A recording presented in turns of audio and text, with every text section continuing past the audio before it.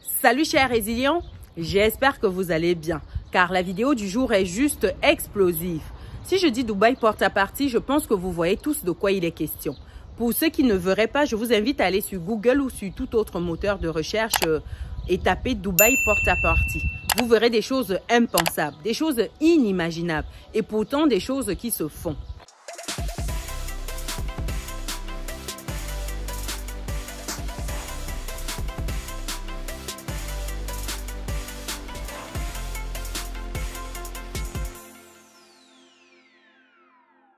Dubaï porte-à-partie, c'est simplement des filles qui vont à Dubaï, des filles de toutes les origines, que ce soit africaines, occidentales et toute autre origine. C'est des filles qui vont à Dubaï, qui font des choses impensables contre de l'argent. Quand je dis impensable, mais c'est vraiment inimaginable. Entre autres pratiques, on a la zoophilie, on a des pratiques avec du caca, des défécations, des choses impensables. Je préfère ne pas mettre d'image ici parce que pour moi, déjà lorsque je préparais cette vidéo, je me suis dit non, je ne suis pas allée au bout des vidéos. C'était juste immonde, vraiment immonde. Donc c'est des filles qui sont prêtes à vendre leur âme pour de l'argent, prêtes à tout aujourd'hui pour paraître sur des réseaux sociaux.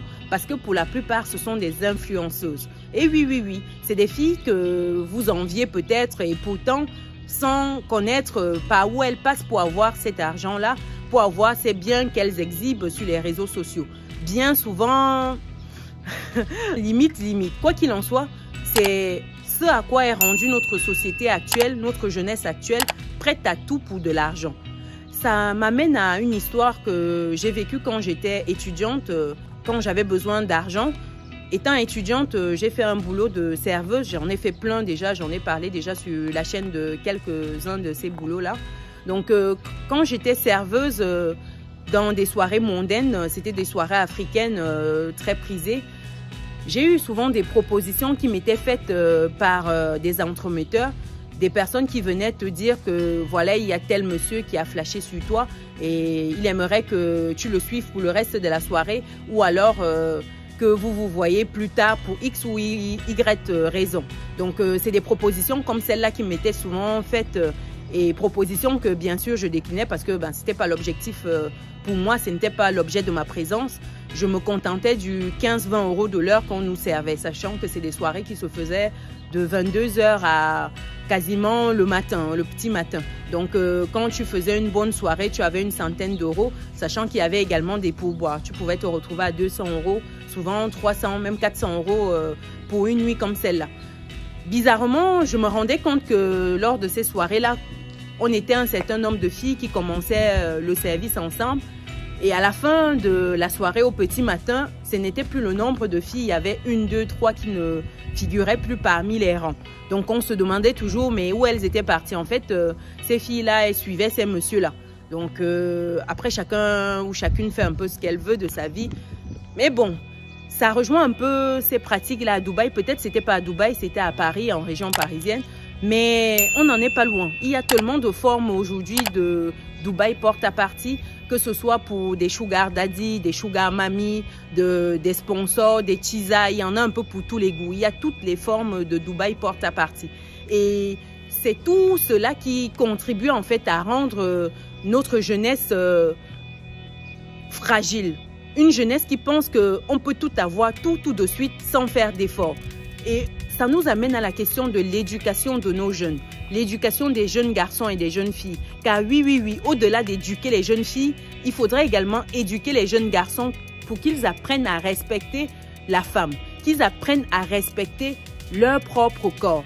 Savoir se respecter, c'est également savoir respecter les autres. Parce que je pense que quelqu'un qui arrive à déféquer dans la bouche d'une autre personne, c'est qu'elle ne considère tout simplement pas cette personne comme un être humain, parce que c'est déshumaniser carrément l'autre. Pour moi, je pense qu'il y a déjà un problème à la base d'éducation. Oui, d'éducation des jeunes garçons. Car depuis, on est en train de tirer sur les réseaux sociaux sur ces filles qui sont légères, qui sont faciles, qui sont prêtes à tout. Mais on oublie que ces filles-là, elles ne le font pas toutes seules. Il y a des personnes avec elles.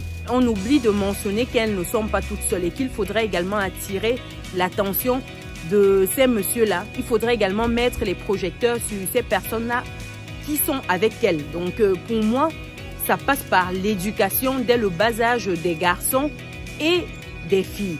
Ce ne sont pas que les filles ici qu'on doit indexer, mais également les garçons, parce qu'elles ne sont pas toutes seules. J'insiste encore là-dessus.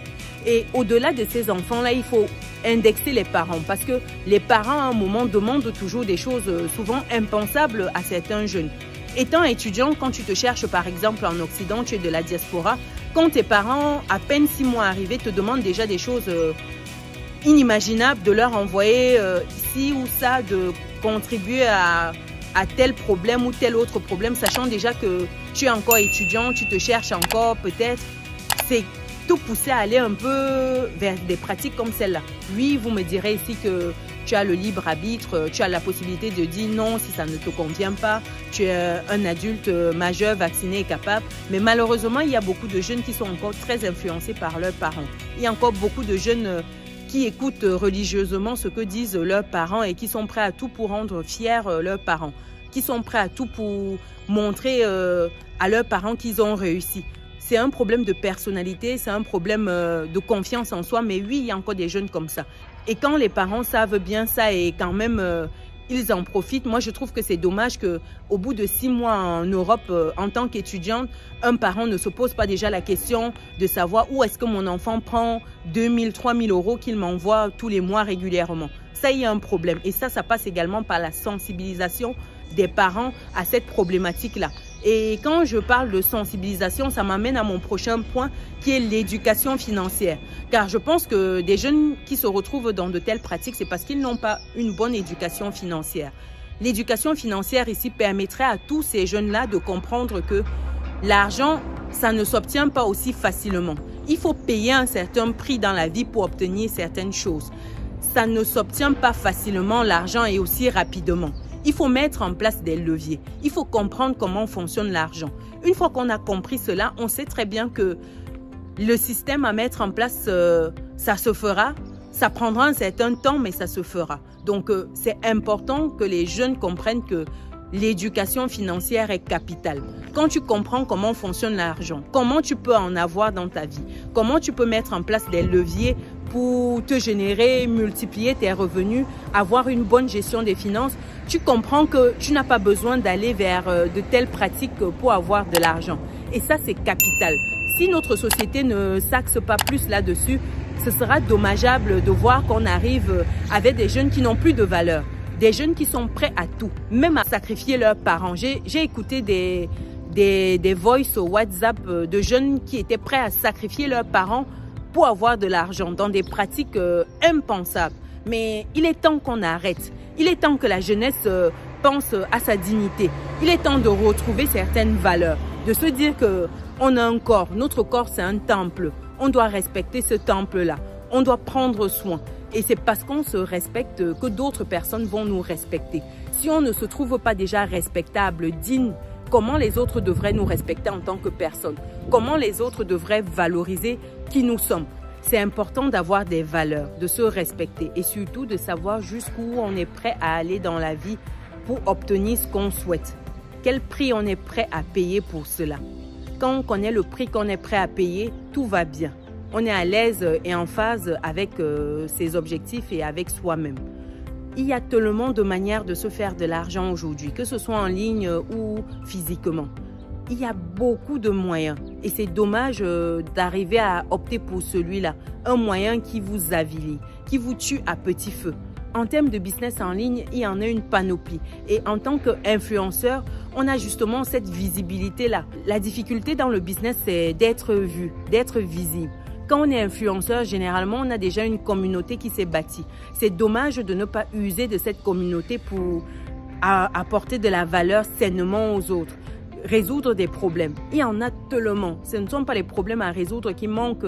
Quel que soit le domaine, il y a toujours quelque chose à faire. On peut faire les choses différemment. On peut améliorer ce qui a déjà été fait.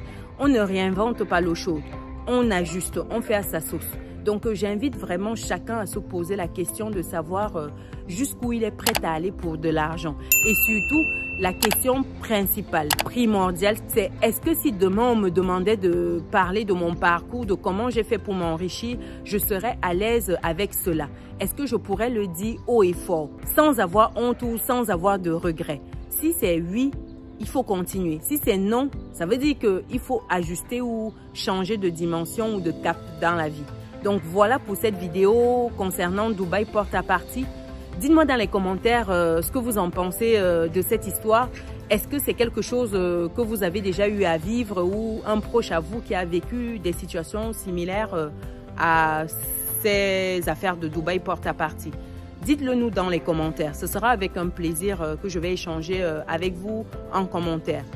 D'ici là, pour toutes les personnes qui ne sont pas encore abonnées sur la chaîne, je pense que c'est le moment ou jamais de vous abonner, d'activer la petite cloche de notification pour ne rien louper des prochaines vidéos qui paraîtront sur la chaîne. Pour toutes les personnes qui souhaiteraient savoir comment se générer des revenus complémentaires avec ou sans capital de départ et que ce soit en Occident ou en Afrique, je vous invite à télécharger gratuitement mon petit livret qui vous donne 10 idées business à lancer aujourd'hui, que vous soyez en Occident ou en Afrique. Le livret est disponible dans le descriptif de cette vidéo.